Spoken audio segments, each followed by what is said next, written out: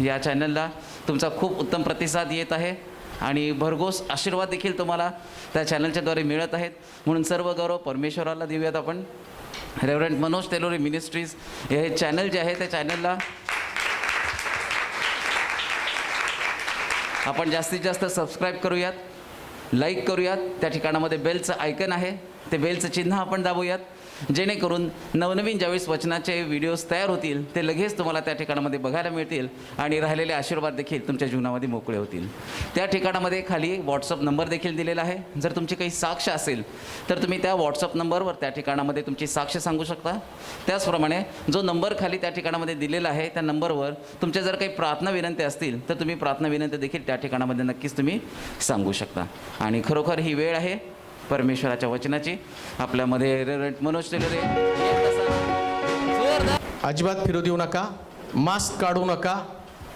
परत सांगतो, एकमेकाला भेटण्याची गडबड करू नका, नाहीतर परत भेटेल का नाही शंका आहे. तर तेवढे नियम थोडे दिवस आपण पाळू. लस बाजारात येईपर्यंत शिंकताना खोकताना तोंडावरती हात लावा आणि विशेष लेकरांची काळजी घ्या, कारण खुर्च्यांना हात लावू देऊ नका.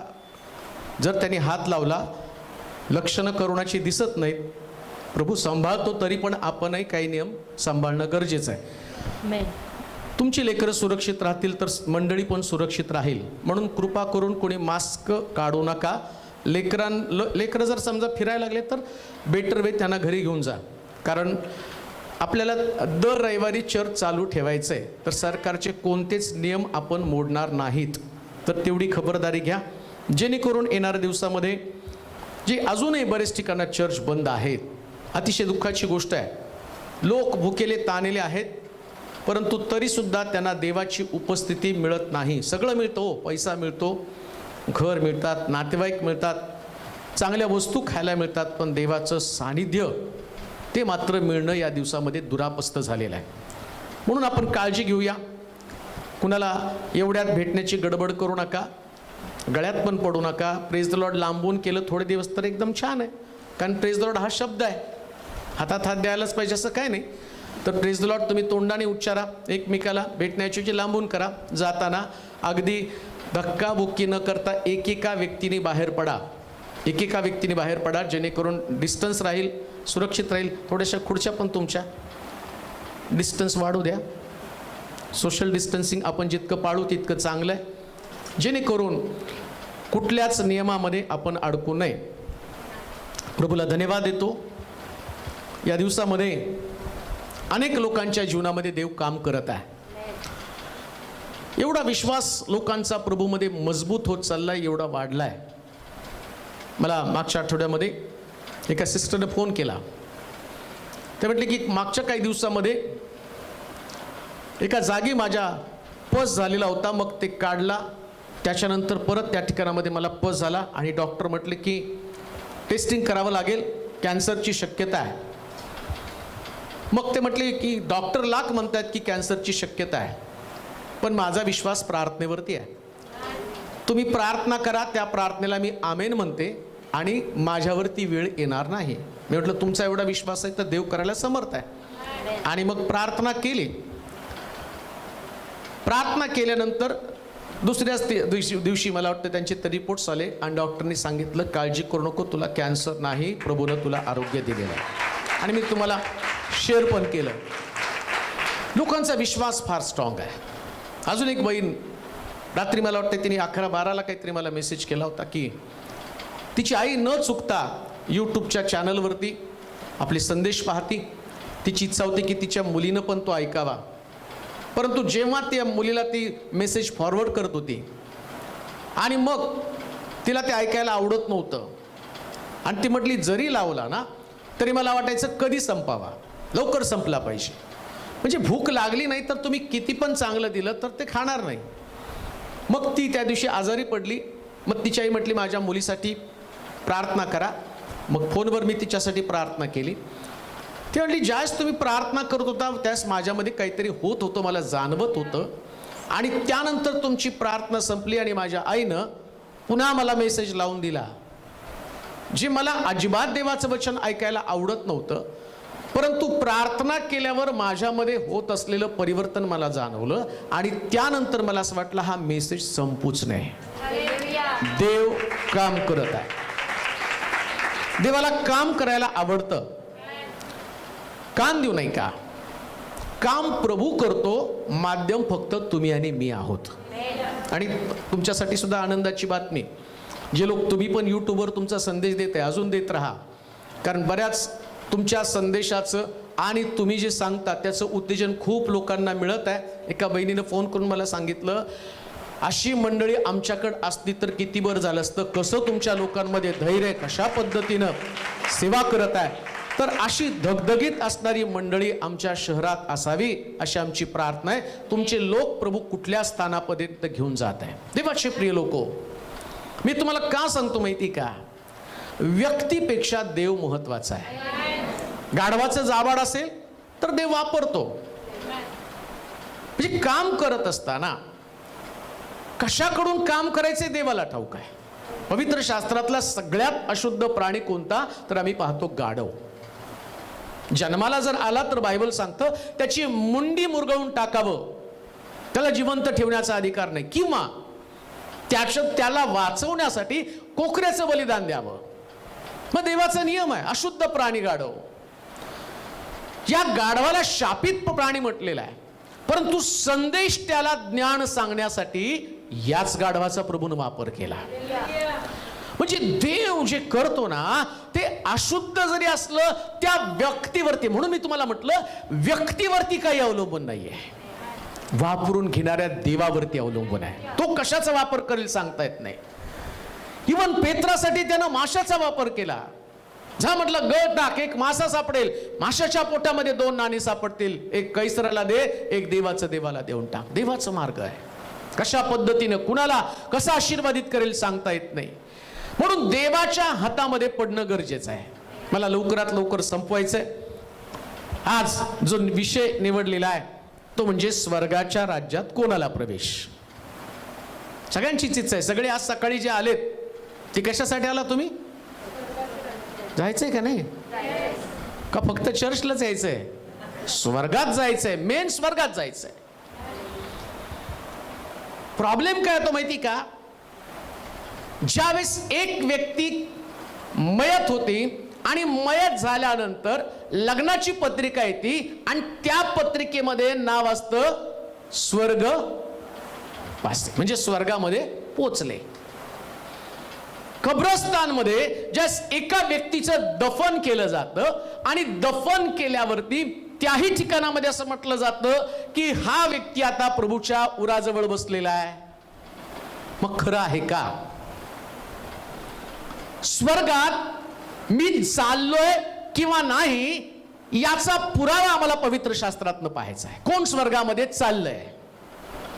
तुम्ही करत असलेली प्रार्थना, तुम्ही करत असलेली सेवा, तुमचा विश्वास, तुमचा त्याग, शब्दात पाळून, या सगळ्या गोष्टीच्या द्वारे तुम्ही स्वर्गामध्ये पोचत आहात का?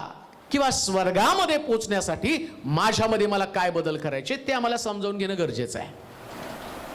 कान देऊ नाही का? लाख मी तुमच्याविषयी किती सांगितलं की तुम्ही स्वर्गामध्ये पोचणार आहात. जसं चोराच्या बाबतीमध्ये प्रभू येशू ख्रिस्त त्याला 100% म्हणतो, आज तू माझ्याबरोबर सुखलोकात असशील. पण शास्त्रामध्ये या चोराला तो सुखलोकाचं अभिवचन देतो, पण शिष्यांना मात्र सुखलोकाचं अभिवचन देत नाही. कसं काय हो? आम्ही टप्प्याटप्प्याने पाहणार आहोत. कोण स्वर्गामध्ये पोचणार आहे? कोणाला प्रवेश स्वर्गाच्या राज्यामध्ये आहे? कोणाचा प्रवेश हुकणार आहे? कोण तिथं पोचण्यासाठी, दुसऱ्या भाषेमध्ये मी तुम्हाला सांगेल, चांगल्या कॉलेजमध्ये ऍडमिशन मिळण्यासाठी जे मेरिट लागतं ना त्याच्यापेक्षा भारी मेरिट स्वर्गामध्ये, बरं का? आणि म्हणतो थोडक्यात हुकला, थोडक्यात हुकला, तिथं हुकला तर दुसरीकडे मिळेल. आणि 2च जागा आहेत, एक स्वर्ग म्हणजे तिथं हुकलं तर कुठे आहे? आता कोण स्वर्गामध्ये पोचणार आहे? कोण चाललंय? कोणाला हुकणार आहे? हे सगळं देवाच्या वचनात आम्ही पाहणार आहोत. आणि आम्हाला सगळ्याला स्वर्गामध्ये पोहोचण्यासाठी जे स्वर्ग राज्य जाण्यासाठी धडपड करावी लागणार आहे, माझ्यामध्ये बदल करावा लागणार आहे, ते आम्ही पाहणार आहोत. वाचूया पहिलं वचन. पहिली गोष्ट आम्ही पाहणार आहोत, कोण स्वर्गाच्या राज्यामध्ये पोहोचणार आहे. मत्तयाचं शुभवर्तमान त्याचा 5वा अध्याय आणि त्याचं 20वे वचन. मत्तयाचं शुभवर्तमान त्याचा 5वा अध्याय आणि त्याचं 20वे वचन. स्वर्गामध्ये कोण पोहोचणार आहे, आता तुम्हाला तुमची तपासणी करायची. आणि या तपासणीमध्ये जर तुम्ही योग्य पद्धतीनं बसला तर तुमचा प्रवेश स्वर्गाच्या राज्यामध्ये. मत्तय 5वा अध्याय आणि त्याचं 20 वचन. मी तुम्हाला सांगतो शास्त्री व परुषी यांच्यापेक्षा तुमचे नीतिमत्व अधिक झाल्याशिवाय स्वर्गाच्या राज्यात तुमचा प्रवेश होणारच नाही. कोण म्हटलं? कोण बोलतंय हे? येशू म्हणतो शास्त्री आणि परुषी यांच्यापेक्षा अधिक.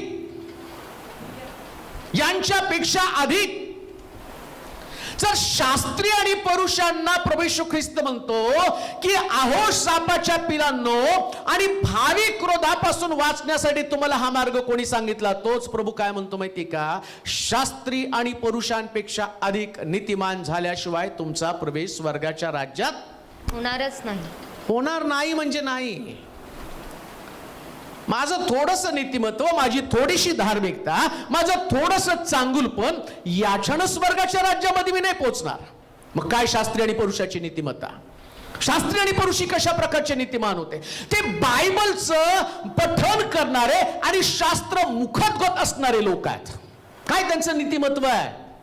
त्यांना बायबल पाठ आहे, शास्त्रातला नियम, काना, मात्रा सगळं काही त्यांना ठाऊक आहे. त्यांना देवाच्या नियमात चुकणारे लोक ठाऊक आहेत. म्हणून आम्ही पाहतो येशू ख्रिस्ताला सुद्धा ते नियमामध्ये पकडण्याचा प्रयत्न करत होते. शब्बाताचा नियम त्यांना माहिती आहे, जे एकमेकाशी वर्तन करावं कसं त्यांना माहिती आहे, पावित्र्य कसं राखावं हे त्यांना माहिती आहे, शुद्धता कशी जोपासावी त्यांना माहिती आहे, आराधना कशी करावी त्यांना माहिती आहे, अर्पण कसं करावं त्यांना माहिती आहे. एक वचन वाचा म्हणजे तुम्हाला कळेल या शास्त्री आणि पुरुषांसंबंधानं. म्हणजे मत्तयाचं शुभवर्तमान 23वा अध्याय आणि त्याचं 14 वचन वाचूया आधी. काय शास्त्री आणि पुरुषांचं नीतिमत्व आहे. आणि प्रभूला ती गोष्ट पसंत नाही, पण तरी तो म्हणतो की त्यांचं नीतिमत्व, त्यांची नीतिमत्व कसं होतं. वाचूया. शास्त्रांनो, अहो पुरुषांनो, ढोंग्यांनो, तुमची केवढी दुर्दशा होणार. कारण तुम्ही विद्वांची घरे 14 वचन खाऊन टाकता व ढोंगानं लांब प्रार्थना करिता. आता त्याला हे आवडत नाही. काय लांब प्रार्थना करणं का आवडत नाही माहिती का?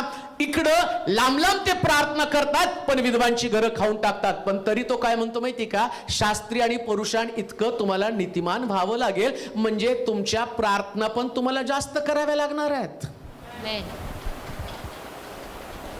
दोन गोष्टी त्याने सांगितल्या. शास्त्री आणि पुरुषांना काय म्हणतो? प्रार्थना लांब करता पण नीतिमत्व तुमच्याकडे नाही.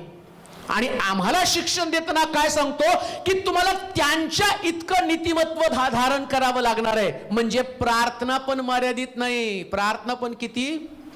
चर्च मधली नाही, घरची बरं का. नाहीतर 45 मिनिटात ते संपून जाईल नाही का. पण घरी त्याच तुम्ही प्रार्थना करताना नीतिमत्व म्हणजे काय? तुमच्या प्रार्थना जास्ती असल्या पाहिजेत. किती प्रार्थना करत आहात, किती वेळ देवाजवळ राखून राहतात. आणि गोष्ट तुम्हाला सांगू का, पापापासून दूर राहण्याचा मार्ग कोणता? तर प्रार्थना. जितकी तुम्ही प्रार्थना कराल तितका तुमचा विश्वास वाढेल. प्रार्थना करणाऱ्या व्यक्तीला आपोआप कळतं की मला पापापासून दूर राहायला पाहिजे. प्रार्थना एक युद्ध, एक लढाई आहे. आणि या लढाईमध्ये आम्ही पाहतो लढत असताना जो व्यक्ती प्रार्थनेचं हत्यार टाकतो त्या व्यक्तीला जीवनामध्ये कधी विजय मिळू शकत नाही.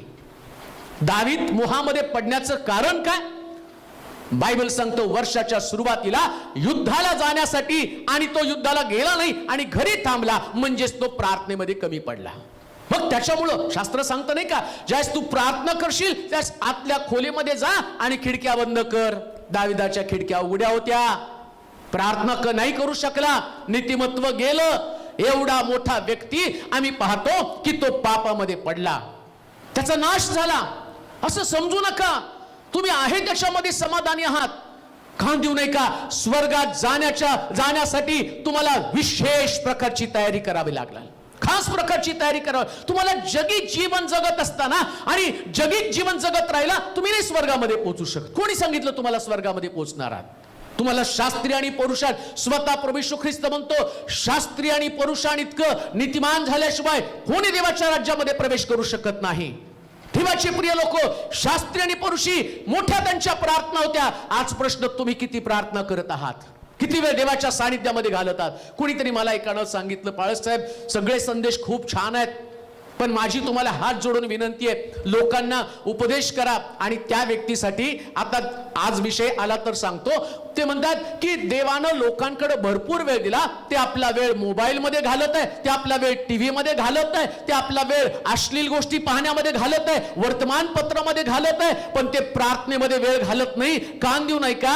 2 मिनिटाची प्रार्थना तुम्हाला स्वर्गात नेणार नाही. स्वतः प्रभू येशू ख्रिस्त रात्रभर डोंगरावरती प्रार्थना करत होता. पित्याशी बोलण्यासाठी तो उत्सुक होता. म्हणून लक्षात घ्या, प्रार्थना केल्याशिवाय तुम्ही पापातनं बाहेर येऊ शकत नाही. येशू ख्रिस्त विजय कसा मिळू शकला? सैतानाने त्याची परीक्षा केली. आणि मला तुम्हाला सांगू द्या, एवढं सगळं करून सुद्धा दिवसभर शुभवर्तमान सांगून रात्रभर प्रार्थना करून तो बाहेर येत होता. पेत्र येशूला त्यानं नाकारण्याचं कारण काय? त्याच्यामध्ये ते नीतिमत्व का नव्हतं. डोंगरावरती येशू एकटा प्रार्थना करत होता आणि स्वतः येशू शेवटी त्याला म्हटला, पेत्रा जागृत राहा, प्रार्थना कर. परंतु त्याची प्रार्थना कमी पडली आणि परिणाम काय झाला? त्यानं 3 लोकांसमोर येशूला नाकारलं. तुमची प्रार्थना तुम्हाला ठरवणार आहे तुम्ही स्वर्गात चालला का नाही. ऐका, आता लाख मी तुम्हाला 5 देईल, गेला तुम्ही स्वर्गात. मला काय कब्रस्तान मध्ये ते तर बोलायचंय काय? हा मेला आणि आता कुठं गेला? आणि वचन सांगतं प्रार्थनाच नाही तर स्वर्ग राज्य.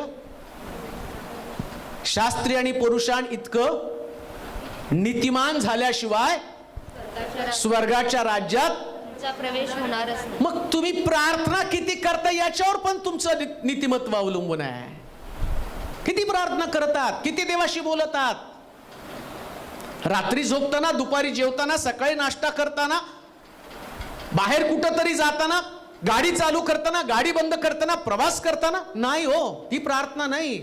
नीतिमत्व कसं असतं माहिती का? जसं आम्ही पाहतो, दानियल प्रार्थना करताना इतकी सुंदर त्याची प्रार्थना होती की त्याच्या प्रार्थनेमध्ये स्वतःचं शुद्धीकरण, देशाचं शुद्धीकरण तो प्रार्थना करताना म्हणतो, माझं पाप, माझ्या घराण्याचं पाप, माझ्या राष्ट्राचं पाप मी पदरी घेत आहे.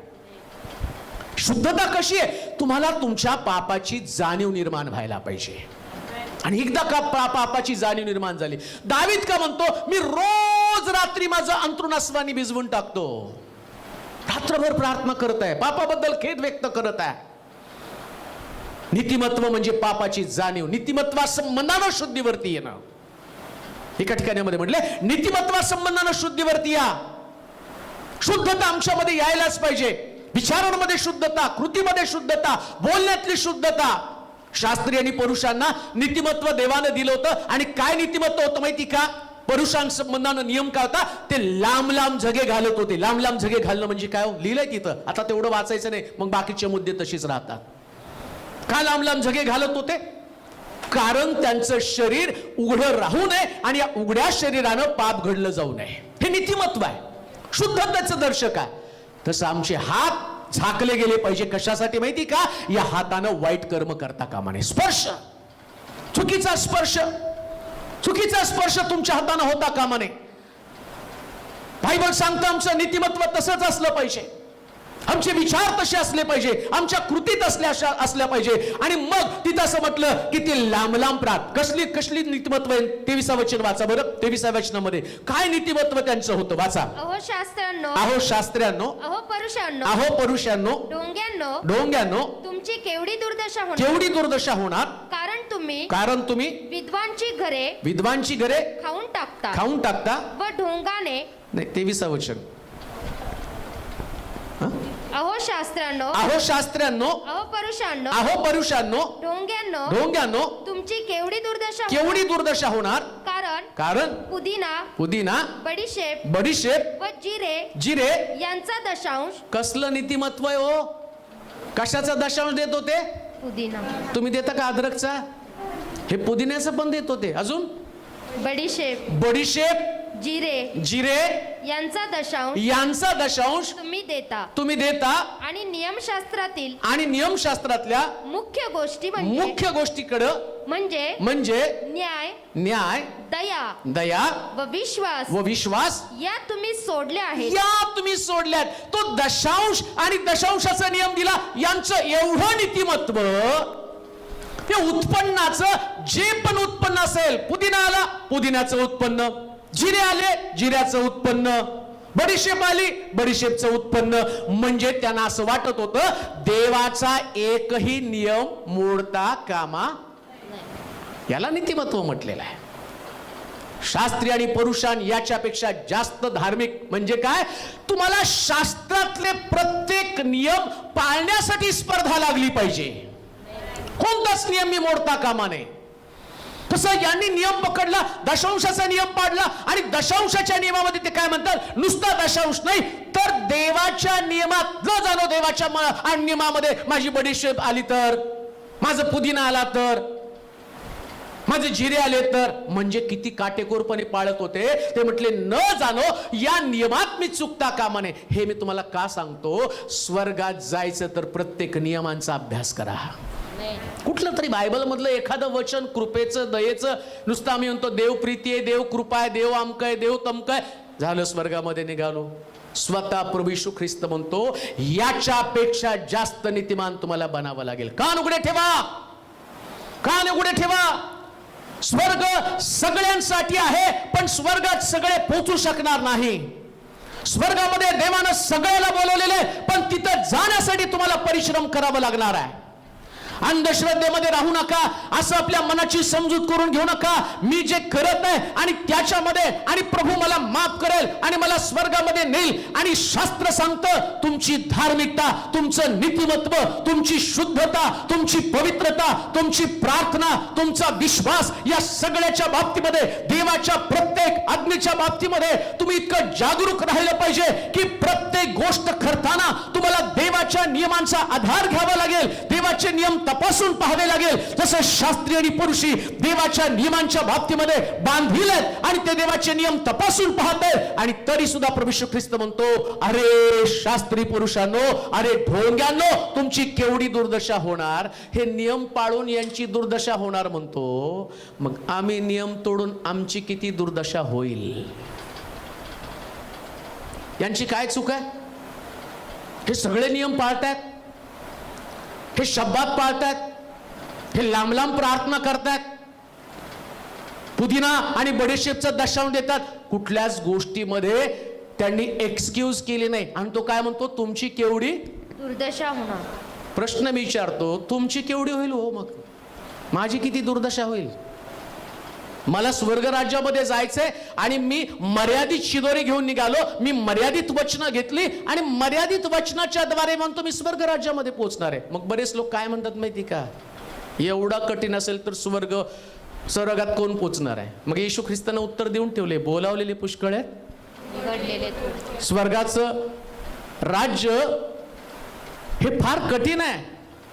पुष्कळ जण आतमध्ये जाण्याचा नेटानं प्रयत्न करतील पण त्यांच्याच्यानं जावणार नाही. आधीच सांगून ठेवलंय.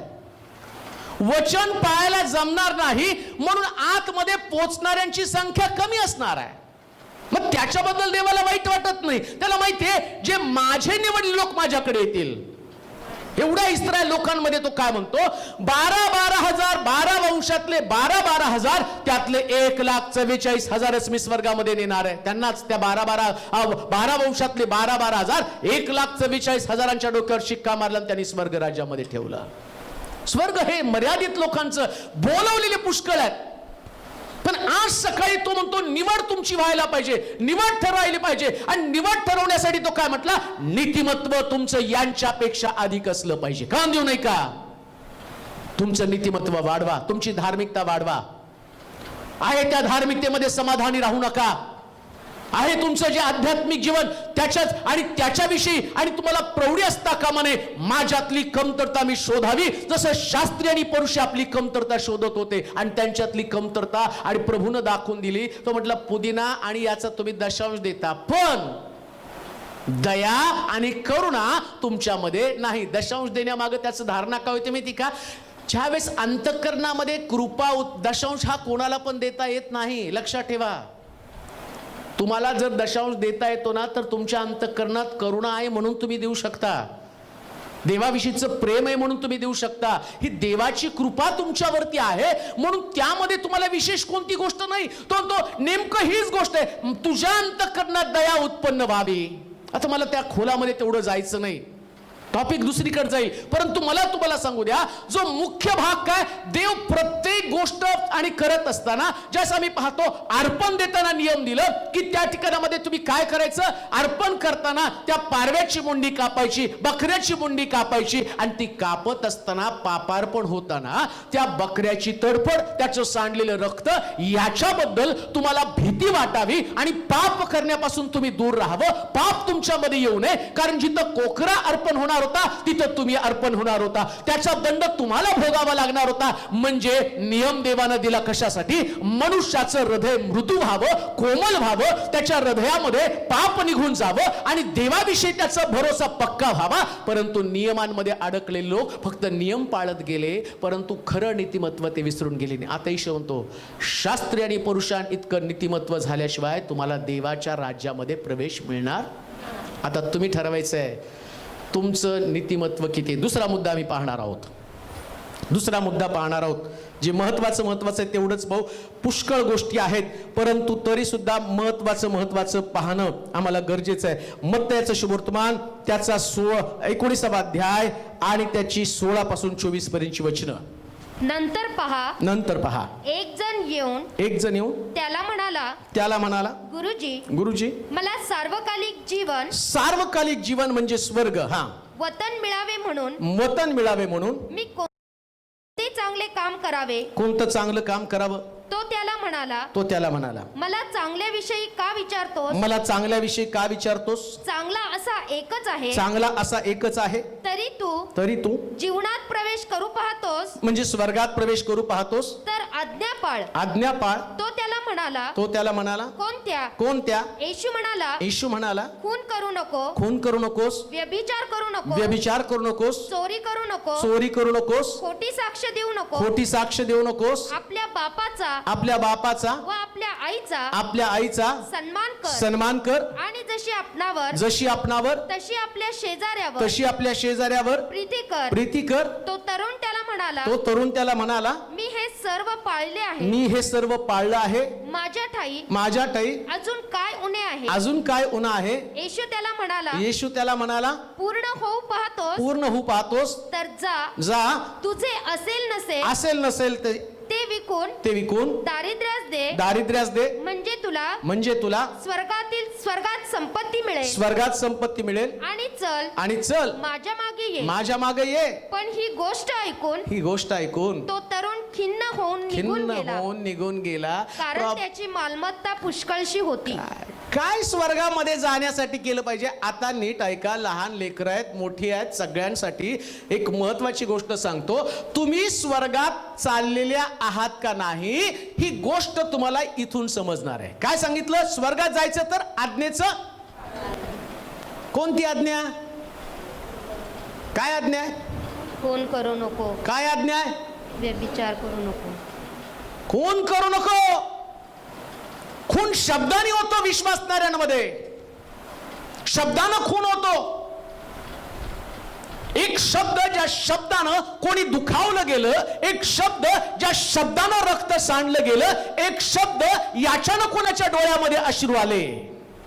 खून करण्यापेक्षा भयानक पाहता काय? आता तो एखाद्याला मारणं हा तर खून झालाच. विश्वासणाऱ्या लोकांनो, वेळ प्रसंग आला तर तुम्ही मरा, पण कोणाला मारण्याचा प्रसंग येऊ देऊ नका.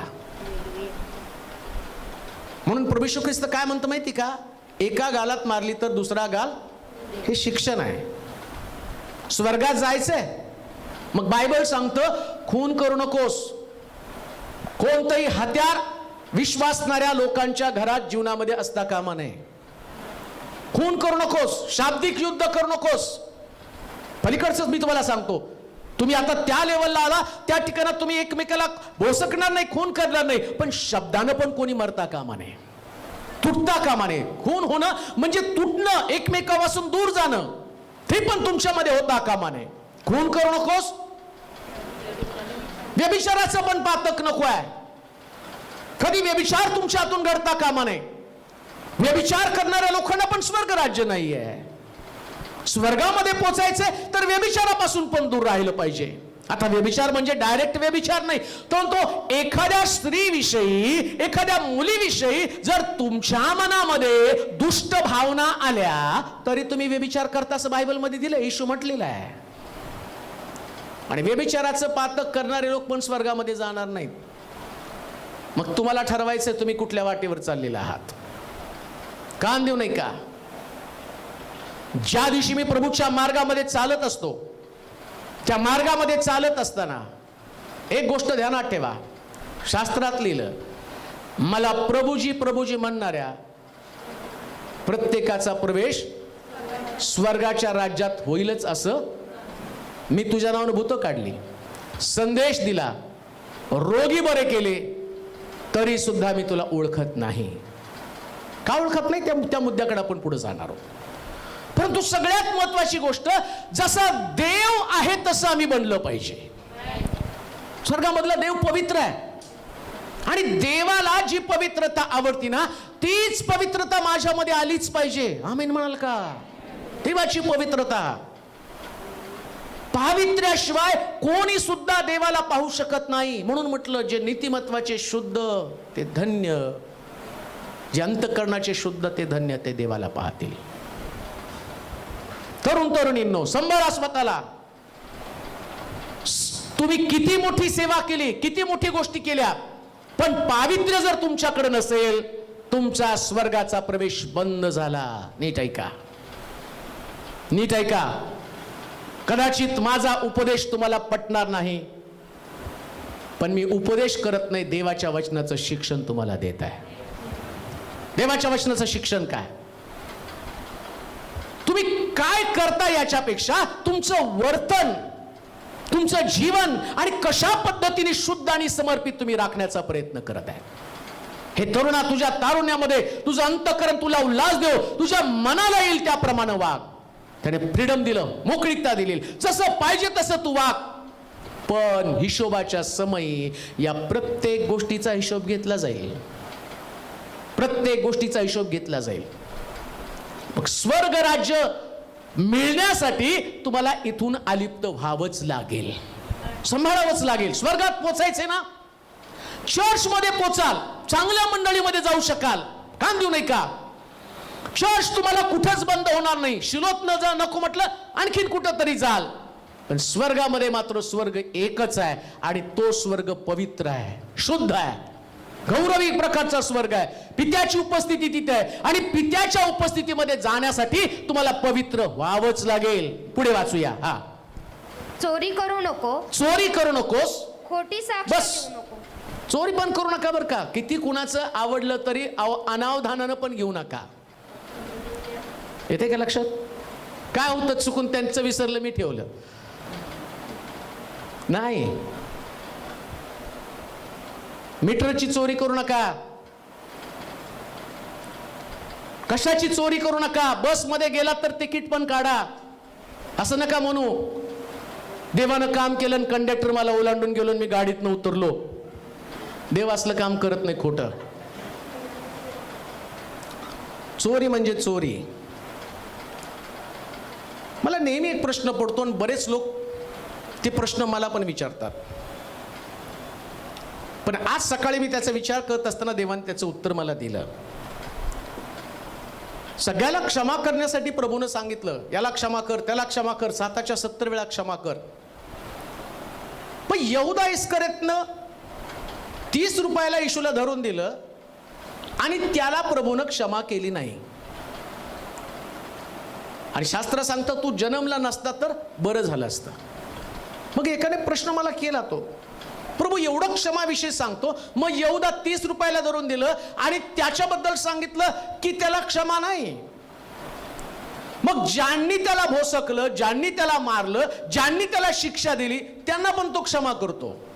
प्रत्येक डोळा ज्यांनी त्याला भोसकलं ते पण त्याला पाहतील म्हटलेलं आहे. मग यहूदाला 30 रुपयाला धरून दिल्यावर त्याने क्षमा का नाही केली? त्याचं कारण प्रभू सांगतो. काय कारण आहे माहिती का? शिष्य आणि सामान्य लोक यांच्यामध्ये फरक आहे. त्यांनी ज्यावेळेस 500 शिष्यांमधनं 12 निवडले ना, तर 12 कडनं तो अपेक्षा काय करत आहेत माहिती का? जे मी सांगतो ते त्यांनी पाळावं. त्यांना क्षमा आहे, कारण ते शिष्य नाही आहेत, ते सामान्य लोक आहेत. ते सामान्य लोक आहेत. तुम्ही येशूचे शिष्य आहात ना, मग तुमच्याकडनं प्रभू याच गोष्टींची अपेक्षा करत आहे. आमेन म्हणाल का? तुम्हाला देवाचं वचन ऐकायला मिळतं, तुम्हाला देवाचं वचन तुमच्या मनावरती रुजवलं जातं ना, मग देवाचं वचन रुजवलं जात असताना नीट ऐका मी तुम्हाला काय सांगत आहे. आज बऱ्याच लोकांचं आणि त्या प्रश्नाचं उत्तर त्यांना मिळणार आहे. 30 रुपयाला यहूदानं येशूला विकलं. यहूदाची गरज 30 रुपये नव्हती, पण त्या दिवशी यहूदाच्या मनामध्ये काम केलं सैतानानं आणि त्याचं मन त्यानं भरवलं आणि तो त्या मोहामध्ये अडकला. आणि त्या मोहामध्ये अडकल्यावर तुमच्या लक्षात येतं का, यहूदा याच्या अगोदर सुद्धा येशूच्या डब्यातल्या पैशांची चोरी करत होता, पण त्याच्याबद्दल प्रभूने त्याला काही दंड दिला नाही. पण आता मात्र तो त्याला दंड देतो आणि त्याला म्हणतो तू स्वर्गात जाणार नाही का? कारण ज्या वेळेस ख्रिस्ताला वधस्तंभी देण्यासाठी त्यानं 30 रुपये, याच्या अगोदर त्यानं याच्यापेक्षा जास्त पैसे चोरलेले आहेत. 30 रुपयापेक्षा जास्त चोरलेले आहेत. त्या प्रभूला देणारे लोक साधे लोक नव्हते. आलाबस्त्र कुपी ज्यानं येशूच्या चरणावर ओतली, याचा अर्थ श्रीमंत लोक येशूच्या सहवासामध्ये होते, त्यांचं दान त्याला देत होते. मग 30 रुपयापेक्षा जास्त रक्कम त्याला मिळालेली होती. पण प्रॉब्लेम काय झाला माहिती का? सैतानाला एवढे सगळे लोक स्वर्गामध्ये न्यावेत याच्याबद्दल त्याच्यापेक्षा जास्त चॅलेंज सैतानाला कोणतं होतं माहिती का? एक तरी येशूचा शिष्य मी स्वर्गाच्या राज्यापासून दूर नेईल आणि नरकामध्ये टाकेल ना, तर ते माझ्यासाठी खरं आव्हान असणार आहे. आणि इथं जे चाललेलं युद्ध नीट ऐका. येशू ज्यावेळेस 500 मधनं 70 निवडतो, 70 मधनं 12 निवडतो ना, ते 12 निवडताना त्या सैतानाला तो चॅलेंज करतो. जसं मी तुम्हाला इकडचं तिकडचं सांगत नाही, पवित्र शास्त्रातलं सांगतो. तो म्हणतो, योब काय तुझं फुकट भय बाळगतो का? त्याच्या भोवती तू संरक्षणाचं कवच निर्माण केलं. आता तेच चॅलेंज या 12 शिष्यांच्या बाबतीमध्ये होतं. तुझा एक तरी शिष्य मी निवडेल. त्यास येशू काट लावून लावून लावून लावून त्यानं 12 हे फुटल का तो फुटेल का करत करत त्यानं 12ची निवड केली आणि सैतानानं 12तल्या एकावरती डाव साधला. मग मला तुम्हाला सांगू द्या, या जो बहकला गेला प्रभू त्याला सोडेल का? मिळालं तुमच्या प्रश्नाचं उत्तर? 30 रुपये हा इशू नाही आहे. इशू आहे त्याचा शत्रू आणि देव या दोघांमधला असणारा विश्वास. जो विश्वास योबाच्या बाबतीमध्ये त्यानं सार्थक ठरवला, तोच विश्वास देवानं तुमच्या बाबतीत सार्थक ठरवला पाहिजे. त्याच्यासाठी तुम्ही येशूचे शिष्य या नात्यानं तुम्हाला जबाबदारीनं वागलं पाहिजे. स्वर्गामध्ये पोहोचायचंय तर त्याच्या आज्ञेचं पालन करावंच लागेल. त्याच्या आज्ञेचं पालन करावंच लागेल. आणि त्याच्या आज्ञेचं पालन काय? काम देऊ नये का? जसं तो म्हटला, व्यभिचार करू नकोस आणि चोरी करू नकोस. यहूदा इस्करियोतने चोरी केली. चोरी केली म्हणजे नेमकं काय केलं? जी अनावश्यक गरज होती ती गरज समजून त्यानं आपल्या जीवनामध्ये तिला महत्व दिलं आणि कालांतरानं, नीट ऐका, यहूदाने जे केलं ना त्याच्याबद्दल त्याला वाईट वाटलं. त्याला कळालं हे 30 रुपये माझी गरज नाही, पण वेळ निघून गेली होती. आणि बायबल सांगतं या 30 रुपयाच्या मोबदल्यामध्ये तो गेला आणि फाशी घेतली आणि त्यानं पोट फाडलं. आणि आता त्याला पश्चातापाबद्दल कुठल्याही प्रकारचं प्रतिफळ मिळालं नाही. म्हणून जिवंत आहे तोपर्यंत देवाच्या आज्ञेमध्ये राहा. आजपासून ते वचन तुम्हाला लागू झालं. कोणतं? देवाची आज्ञा पालन केलीच पाहिजे. पुढे काय म्हटले वाचा बरं. खोटी साक्ष देऊ नको. कोणाविषयी खोटं बोलू नका. सगळ्यात उत्तम कोणी जर विचारलं, ऐकलं तुम्ही ऐकलं का असं माझ्याविषयी बोललेलं? मला काय माहित नाही म्हणा. आमेन. आमेन. कधी कधी आम्हाला माहित नसलं मी दुसऱ्याचं नाव सांगतो. मी नाही, त्यांनी बोललेलं मी आहे. कशाला उठा ठेवा? स्वर्गात पोचायचंय ना. स्वर्गात पोचायचं तर न्याय देवतेसारखं किंवा गांधीजीच्या माकडासारखं. त्यांच्या एका माकडावर कानावर बोट आहेत, आम्ही सगळे बोट एकदम ठेवू. आता सरकारने मास्क दिलं मग त्यामुळे तुम्हाला नाकाला तोंडाला हात लावायची गरज नाही, पण डोळ्याला कानाला तर बंद करून ठेवा. का शेजाऱ्याविषयी खोटी साक्ष, कोणाविषयी वाईट पसरू नका. कोणाविषयी नाही. स्वर्गात जायचंय ना का त्यांच्याबरोबर नरकात जायचंय? लक्षात ठेवा, प्रभू न्याय सगळ्यांचा करेल. आम्हाला कोणाचा न्याय करायचा नाही, कोणाविषयी वाईट बोलायचं नाही. स्वर्गामध्ये पोचायचंय तर कोणाविषयी पण खोटं बोलू नका, खोट्या साक्षीदार बनू नका, खोटं साक्षी सांगू नका. पुढे जाऊया. आपल्या बापाचा, आपल्या बापाचा, जोरात वाचा बरं. आपल्या बापाचा, मास्क काढून वाचा म्हणजे सगळ्याला ऐकायला जाईल. आपल्या बापाचा, आपल्या बापाचा व आपल्या आईचा सन्मान कर. आई बापाचा सन्मान न करणारी लेकरं स्वर्गात आहेत का? कुठं आहेत? बोला की तुमच्या तोंडानं. आई बापाविषयी अपशब्द काढणारी लेकरं, मी तर म्हणतो हे तुमच्या घरात लावून ठेवा. लेकरं वादविवाद करायला लागल्यावर त्यांना दाखवा. ऑन द वे नाही का, काही लोक म्हणतात आला का ऑन द वे. ज्यावेळेस लेकरं आई वडिलांचा अपमान करतात ना, त्या सैतान म्हणतो on the way to hell. नरकाच्या वाटेकडे तू आहेस, नरकाच्या वाटेवर तू चाललेला आहेस, नरकाच्या वाटेवर तू चाललेली आहेस. हे वचन प्रभूने रदबदल केलं नाही. आणि हे वचन दुसरं तिसरं कुणी ना पेत्रानं सांगितलं ना पौलानं सांगितलं. हे वचन स्वतः येशूनं सांगितलं आणि येशू त्याला तुमची काळजी आहे म्हणून लक्षात घ्या. कोणत्याही परिस्थितीमध्ये आपल्या आई वडिलांचा अपमान होईल अशा प्रकारचं वर्तन, अशा प्रकारचं बोलणं जर तुमच्या मुखातनं बाहेर पडलं तरी तुम्ही नरकामध्ये आहात, तरी तुम्ही नरकामध्ये आहात.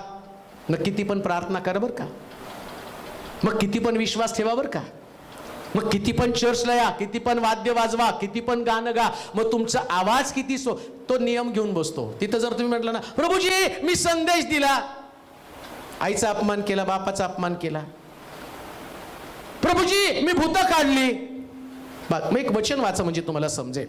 ही देवाची इच्छा आहे. मत्तयाचं शुभवर्तमान आणि त्याचा 7वा अध्याय 21 ते 5 मिनिटं राहिलेत. मी 5 मिनिटांमध्ये मला संपवणं गरजेचं आहे. मत्तयाचं शुभवर्तमान 7वा अध्याय 21 पासून 23 पर्यंत वचन पटकन वाचा. मला प्रभूजी प्रभूजी, मला प्रभूजी प्रभूजी असे म्हणणाऱ्या प्रत्येकाचा प्रवेश स्वर्गाच्या राज्यात होईल असे नाही. तर जो माझ्या स्वर्गीय पित्याच्या इच्छेप्रमाणे वागतो त्याचा होईल. त्या दिवशी पुष्कळ जण मला म्हणतील प्रभो आम्ही तुझ्या नावानं संदेश दिला, तुझ्या नावाने भूते घालवली व तुझ्या नावानं पुष्कळ महत्कृत्य केली नाहीत का? तेव्हा मी त्यांना स्पष्ट सांगेन की मला तुमची कधीच ओळख नव्हती. तुमच्या समोर उभा असणारा व्यक्ती हाही स्वर्गात याच्यावरच जाणार आहे. मोठमोठे कॉन्फरन्स घेणारे लोक, नीट आहे का, मी देवाच्या वचनाच्या बाहेर सांगणार नाही, मला माहिती आहे. चमत्कार करणारे, मिरॅकल्स करणारे, संदेश देणारे लोक, परत मी तुम्हाला सांगतो, एक व्यक्ती जर चांगल्या प्रकारची भविष्यवाणी करते, एक व्यक्तीच्या हातून जर महत्कृत्य घडतील, एक व्यक्तीच्या हातामधनं जर चिन्ह चमत्कार घडत आहे, तरी सुद्धा प्रभू म्हणतो त्यांचा प्रवेश स्वर्गाच्या राज्यात होणारच नाही. म्हणून व्यक्तीला फॉलो करण्याच्या ऐवजी ख्रिस्ताला फॉलो करू, येशूला अनुसरूया. कारण त्या व्यक्तीचं स्वर्ग राज्य निश्चित नाही. कान देऊ नये का? परमेश्वर सुरुवातीला मी तुम्हाला सांगितलं, तो सेवा कोणाकडून पण करून घेतो. अशुद्ध प्राणी गाढव आहे, गाढवाच्या मुखातनं संदेश त्याला ज्ञान त्यानं सांगितलं. सेवा करण्यासाठी तो म्हणतो तुम्ही गप्प बसलात तर धोंडे ओरडतील. धोंड्यापासून अब्रामाची संतती निर्माण करेल. कोणापासून पण सेवा करून घेतो. पण देवाची इच्छा सेवेपेक्षा तुम्ही स्वर्गामध्ये पोहोचणं महत्वाचं आहे. स्वर्गामध्ये पोचायला पाहिजे. म्हणून स्वतःची सपादनी तुम्ही तशी करू नका. तो काय म्हटलं, ज्या स्वर्गामध्ये सगळ्यांचा न्याय होईल ना, त्यास लोक सांगतील मी तुझ्या नावानं संदेश दिला, रोगी बरे केले, भूत काढली, आश्चर्यकर्म केली, पण तो म्हटला माझ्या पित्याच्या इच्छेप्रमाणे तू वागला नाही. आणि पित्याची इच्छा काय माहिती का, आई वडिलांच्या आज्ञा पाळाव्यात. म्हणून तो मुद्दा मी नंतर घेतला. का नंतर घेतला, पहिली देवाची. म्हणून तुम्ही तो मुद्दा तिसरा टाकताना पित्याच्या इच्छेप्रमाणे वागणारा व्यक्ती स्वर्गामध्ये पोहोचणार आहे. आणि पित्याची इच्छा काय, 10 आज्ञेचं पालन करावं. 10 आज्ञेचं पालन तुम्ही करावं. ज्या 10 आज्ञा दिलेल्या एक पण आज्ञा मोडायची नाही. नीट ऐका, शब्दात पण बुडवता येत नाही. रविवारी घरी थांबणारे लोक ऑन द वे कुठे आहे, शब्दात लिहिलंय, शब्दात 10 आज्ञेमध्ये शब्दात आहे की नाही. शपथ घेणारे लोक, काही लोकांना उगीच शपथ, आई शपथ, बापा शपथ, तुझी शपथ, मिठा शपथ, पाण्या शपथ.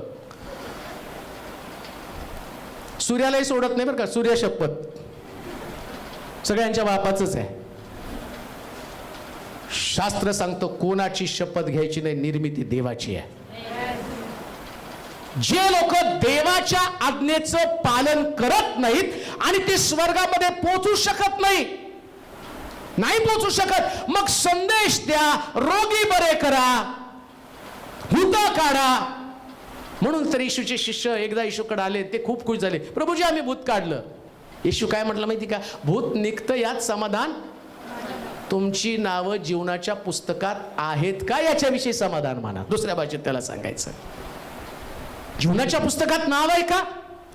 जीवनाच्या पुस्तकात नाव लिहिण्यासाठी तुम्हाला मेहनत घ्यावी लागेल. आणि मेहनत काय करावी लागेल, देवाच्या आज्ञेचं काटेकोरपणे पालन, देवाच्या आज्ञेचं पालन. म्हणून लक्षात घ्या, कितीही मोठ्या सेवकानं तुम्हाला खात्री दिली तरी सुद्धा वचनाच्या बाहेर तुम्हाला स्वर्ग राज्य मिळू शकत नाही.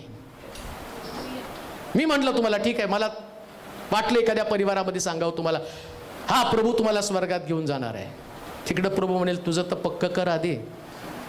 इथं बायबल मधले कितीतरी वचनं तू मोडतोड केलेले आहेत, कितीतरी वचनांचं भेळमिसळ केलेली आहे, कितीतरी वचनं तू पाळायचं, कितीतरी आज्ञेचं पालन करायला तू विसरलेला आहे. तुझं स्वर्ग राज्य, रोज मला माझ्या स्वर्ग राज्यासाठी मला मेहनत घ्याय, तुमचं नाही मला घेणं देणं, मला माझ्यासाठी मेहनत घ्यावी लागेल. मी तुम्हाला वचन सांगतो ना, हे वचन सांगताना देव माझ्याकडून वधवून घेतो एवढंच एक खरं आहे. पण मी सांगितलेलं वचन मला स्वर्गात नाही घेऊन जाणार, मला ते पालन करावं लागणार आहे. दुसऱ्या भाषेमध्ये, आता लस आली बाजारात आणि म्हणतो नाही आमच्या चर्चमध्ये एनडिग्री सिस्टरनी लट टोचून घेतली, आता कोणालाच कोरोना होणार नाही. अहो त्यांनी घेतली त्यांना होणार नाही. तुम्हाला कोरोनापासून वाचवण्यासाठी तुम्हाला लस घ्यावी लागेल का नाही. तसं देवाचं वचन जोपर्यंत टोचून घेत नाही ना, त्याचा प्रादुर्भाव आमच्यामध्ये तोपर्यंत होणार नाही, तोपर्यंत आमचा बचाव होणार नाही, जोपर्यंत वचन माझ्यामध्ये येत नाही. म्हणून लक्षात घ्या, मी तुम्हाला किती प्रभावी वचन सांगितलं. आज मी तुम्हाला स्वर्गाविषयी बोलत आहे, पण कान देऊ नये का, मी बोलतो म्हणून मी पोचेल असं नाहीये. मलाही माहिती मी बोलतो म्हणून मी पोचेल असं नाही. इथं देव घेऊन बसणार आहे, नियम बघणार आहे तो सगळं वाचत. चिलेकर देवाच्या आई वडिलांची आज्ञा मोडत आहेत, त्यांना सुद्धा स्वर्ग राज्य नाही. पुढे वाचा त्याच वचनामध्ये, मगाचं वचन होतं किती, मत्तई शुभवर्तमान 7वा अध्याय 19वा अध्याय 16 ते 24 पटकन वाचा. आपल्या बापाचा व आपल्या आईचा सन्मान कर आणि जशी आपणावर तशी आपल्या शेजाऱ्यावर प्रीती कर. तो तरुण त्याला म्हणाला, बस पुढचं जाऊ द्या हो. 10 आज्ञेतलं तर त्या आज्ञेत ज्याच्याविषयी स्वर्ग राज्य म्हटलं, जशी आपल्यावर तशी आपल्या शेजाऱ्यावर. स्वर्गात जायचं सगळ्यावर प्रीती. कोण शेजारी, मग तुम्ही शेजारी चेंज कराल. हालेलुया.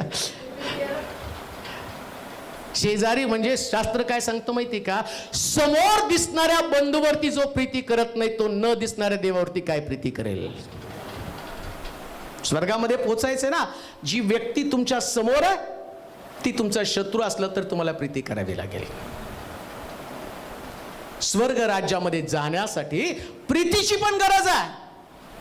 जर प्रीती नसेल ना, जरा जरी तुमच्या अंतःकरणात द्वेष निर्माण झाला, ऑन द वे नरकाच्या वाटेवर आम्ही आहोत. म्हणून तो म्हटलं, मला प्रभूजी प्रभूजी म्हणणाऱ्या प्रत्येकाचा प्रवेश, प्रत्येकालाच वाटतं स्वर्गात जायला पाहिजे, पण तो प्रत्येकाचा प्रवेश स्वर्गाच्या राज्यामध्ये होईल असं नाही, तर जो माझ्या पित्याच्या इच्छेप्रमाणे वागतो त्याचा होईल. बऱ्याचशा गोष्टी आहेत, परंतु मला असं वाटतं इथपर्यंत ठीक आहे. त्या गोष्टी पाळा आणि स्वर्ग राज्यामध्ये आपलं स्थान पक्क करा. आपण प्रार्थना करूया. सर्व समर्थ देवा, आम्ही तुझी स्तुती करतो, तुझ्या पवित्र नामाला धन्यवाद देतो. तुझ्या वचनाबद्दल, जे वचन आमच्या पावलाकरता दिवा, आमच्या मार्गावरती प्रकाश आहे. आज तुझ्या वचनानं तू पुन्हा एकदा आमची बांधणी केलीस.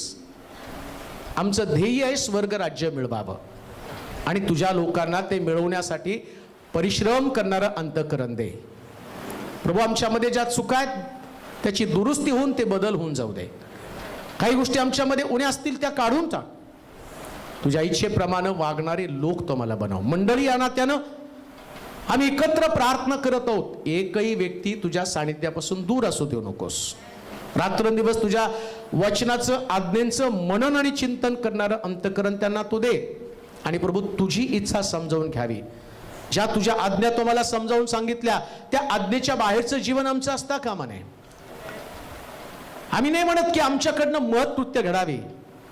आम्ही अशी प्रार्थना करतो की स्वर्गापर्यंत पोहोचण्याची पात्रता आमची बनव. ज्या गोष्टी स्वर्गामध्ये उपयोगाच्या नाही, संदेश दिला, भूत काढली, रोगी बरे केले, याला स्वर्गामध्ये स्थान नाही, पण नीतिमत्वाला मात्र स्थान आहे. आणि तेच नीतिमत्व आमच्यामध्ये असू दे प्रभूजी. प्रत्येकाचा प्रवेश तिथं होण्यासाठी रात्रंदिवस परिश्रम करणारा अंतःकरण त्यांना दे. आम्ही घटले जाऊ दे, तू उंच केला जा.